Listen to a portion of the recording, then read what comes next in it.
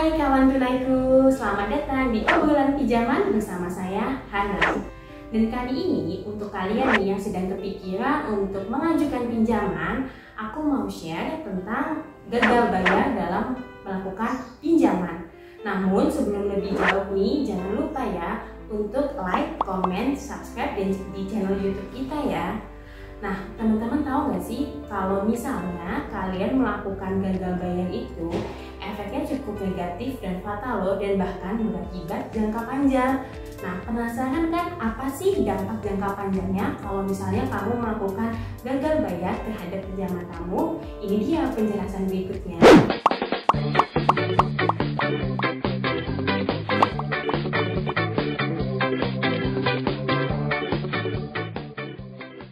Nah, kawan tunaiku, setelah tadi aku menjelaskan apa aja sih dampak dari gagal bayar kalau kamu punya pinjaman, adalah yang pertama, nama kamu bisa masuk ke dalam daftar hitam atau blacklist SLIK OJK. Jadi mungkin kamu bertanya nih, apa sih SLIK OJK itu? Oke, aku akan jelasin sedikit. SLIK OJK adalah Sistem Layanan Informasi Keuangan punya OJK. Mungkin kamu familiar dengan nama sebelumnya adalah BI Checking, di mana di dalam SLIK OJK ini terdapat himpunan data kamu pernah minjem di mana aja. Contoh, misalnya kamu pada tahun 2018 pernah minjem di bank A dengan jumlah dan tenor sekian, itu pasti tercatat. Bahkan ketika kamu pinjam di Amazon pun pastinya tercatat di SLIK OJK. Contoh, kamu pinjam 10 juta tenor 6 bulan dan kamu pernah menunggak, wah udah pasti akan tercatat di SLIK OJK. Selain itu, pihak OJK sendiri juga sebenarnya sudah mengatur loh teman-teman aturan tentang nasabah sendiri. Jadi contoh misalnya ketika bank atau penyedia lembaga pinjaman memberikan pinjaman kepada nasabah, nasabah tersebut harus membayar sesuai dengan jumlah pinjaman yang berlaku pada saat tanda tangan kontrak. Hal ini juga sudah diatur di OJK. Lalu apa sih yang terjadi kalau misalnya kamu mengalami gagal bayar? Nah, ini impactnya yang pertama menurut aku cukup fatal banget ya, adalah kamu akan kesulitan nih untuk mengajukan pinjaman di tempat lain. Kok bisa? Kenapa? Karena ketika kamu mempunyai pinjaman di tempat A, contoh, dan kamu ada mengalami gagal bayar nih, dan ketika kamu akan mengajukan pinjaman di bank lain, contohnya, bank tersebut juga akan melakukan pengecekan daftar riwayat pinjaman kamu melalui SLIK. Jadi ada kemungkinan kalau kamu mengalami gagal bayar, kamu pasti juga akan tercatat di SLIK OJK, dan untuk mendapatkan pinjaman dari tempat lain agak sedikit rumit. Kemudian yang kedua adalah ketika kamu melamar kerja. Nah, ini dia nih part yang paling penting ya menurut saya, adalah ketika kamu melamar kerja itu biasanya HRD akan melakukan pengecekan gak cuma dari CV kamu aja, tapi mereka juga akan melakukan terhadap riwayat kredit kamu. Jadi pastiin ketika kamu punya pinjaman dan sedang melakukan pencarian pinjam, lakukan deh pembayaran tepat waktu supaya nggak berimbas ke karir kamu yang akan datang. Nah, yang satu lagi nih yang perlu kamu tahu adalah ketika kamu melakukan gagal bayar dan tercatat di OJK, itu baru bisa hilang setelah 24 bulan atau 2 tahun. Nama kamu baru bisa balik nih ya. Jadi kalau misalnya kamu 24 bulan itu belum membayar pinjaman kamu, dijamin deh selama 24 bulan itu kamu juga akan dipersulit untuk mendapatkan kredit pinjaman dari tempat lainnya.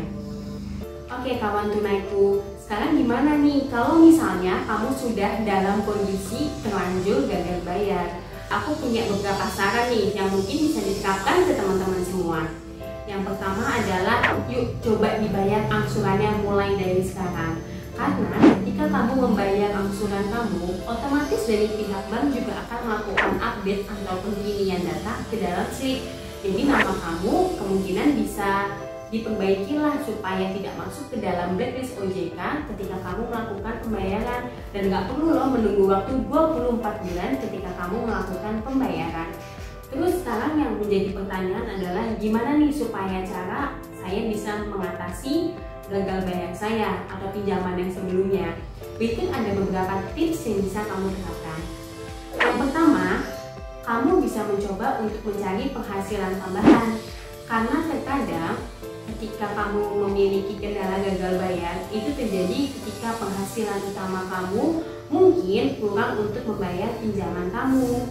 Jadi saran dari aku adalah kalau kamu punya bakat seperti misalnya bikin kue atau jago ngedesain, atau kamu bisa bikin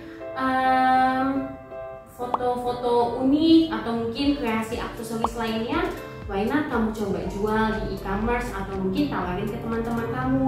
Nah, hasil dari penjualan ini bisa kamu gunakan untuk membayar angsuran kamu secara bertahap. Dan yang kedua adalah, ini sih yang sebenarnya paling penting, ketika kamu mengajukan pinjaman, diusahakan banget sesuai dengan kemampuan membayar kamu.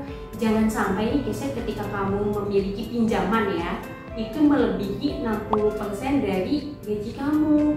Ya otomatis kamu akan kurang lah untuk biaya sehari-hari. Jadi saranku adalah bijaklah ketika mengambil pinjaman dan sesuaikan dengan kebutuhan kamu dan juga kemampuan kamu dalam membayar. Nah, terus solusi yang ketiga adalah dari kawan tunaiku bisa coba untuk menjual aset berharga yang teman-teman punya. Aset berharga tuh apa aja gitu ya, mungkin kalian punya simpanan emas atau logam mulia, atau mungkin ada barang-barang di rumah kalian yang jarang dipakai dan kayaknya punya nilai jual tinggi nih ketika dijual kembali. Gak ada salahnya untuk coba dijual. Dan yang terakhir adalah coba untuk melakukan penghematan. Mungkin bisa dikurangi jatah kamu ngopi-ngopi cantik atau jalan sama teman lainnya. Itu bisa jadi solusi sih. Mungkin tiap bulan kamu bisa melakukan budgeting ya, kayak berapa persen sih gaji kamu tuh masuk ke kebutuhan pokok, berapa persen masuk ke cicilan, berapa persen masuk ke tabungan. Penting banget tuh teman-teman untuk punya hal tersebut. Nah, itu dia kawan tunaiku, cara supaya nama kamu tidak masuk ke dalam blacklist OJK. Siapa tahu bermanfaat ya dan bisa kamu terapkan di kehidupan kamu. Semoga informasi yang aku sampaikan tadi bisa membuat kamu lebih bijak dalam mengambil dan membayar pinjaman. Nah, jangan lupa nih untuk like, komen, dan subscribe channel YouTube Tunaiku untuk mengetahui informasi lainnya dan video-video terbaru lainnya. Saya Hana, sampai jumpa.